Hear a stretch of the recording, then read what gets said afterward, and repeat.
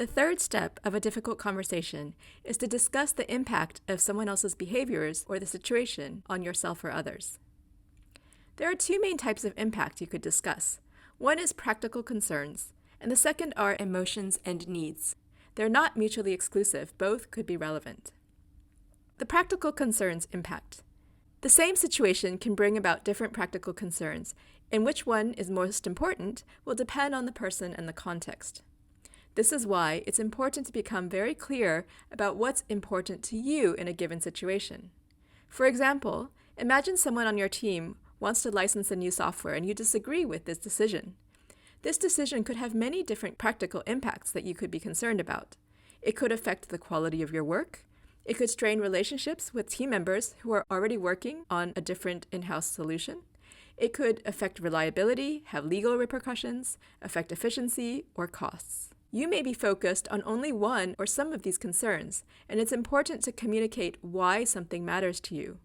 When someone else understands better why something is important to you, they'll be more motivated to work with you when they have a clearer picture in their head of the pictures in your head, and they'll have a better idea of what action to take. The second common type of impact is emotions and needs. These can either be yours or those of other people's. Here we have emotions and needs lumped together because they come in pairs. We feel negative emotions when our needs are not met. Needs are abstract concepts describing things we all understand to be universally important. Example needs are clarity, autonomy, equality, belonging, security, recognition, etc. Notice that these needs often are also used in step 1 when you are framing your aspirations for the conversation. Because the emotions involved in difficult conversations are usually negative, it's important to link any mention of negative emotions to the underlying basic need that was not met.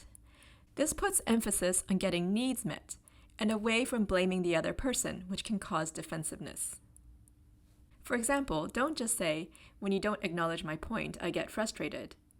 Say, "When you don't acknowledge my point, I get frustrated because I want to know you got what I was trying to say." Instead of saying, "When you speak in a loud tone, I get stressed," say, "When you speak in a loud tone, I get stressed because I'm wanting a calm discussion of what went wrong."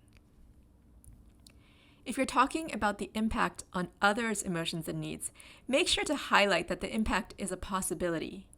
You never want to speak definitively for someone else's experience unless they directly said so themselves.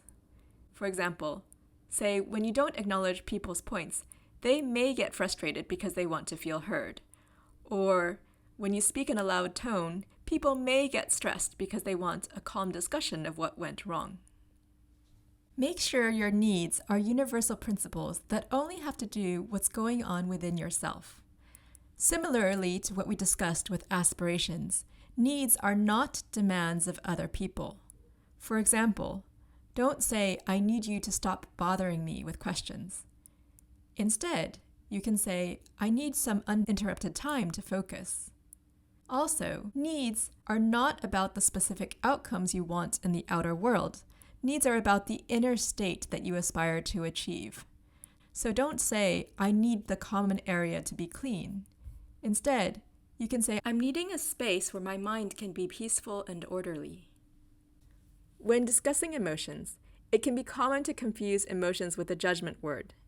In everyday language, we might say things like "we feel" followed by an interpretation of what someone did. For example, we might say, "We feel ignored, we feel insulted, we feel misunderstood." However, these are not pure feelings because they involve interpretations of others' intentions. As mentioned in step 2, interpreting another person's intentions is going to be more likely to trigger them and more likely to make them defensive and stop listening to you. Emotions don't imply anything about another person's intentions. Instead, emotions only describe what is going on inside of you. Examples of emotions are confused, upset, or frustrated.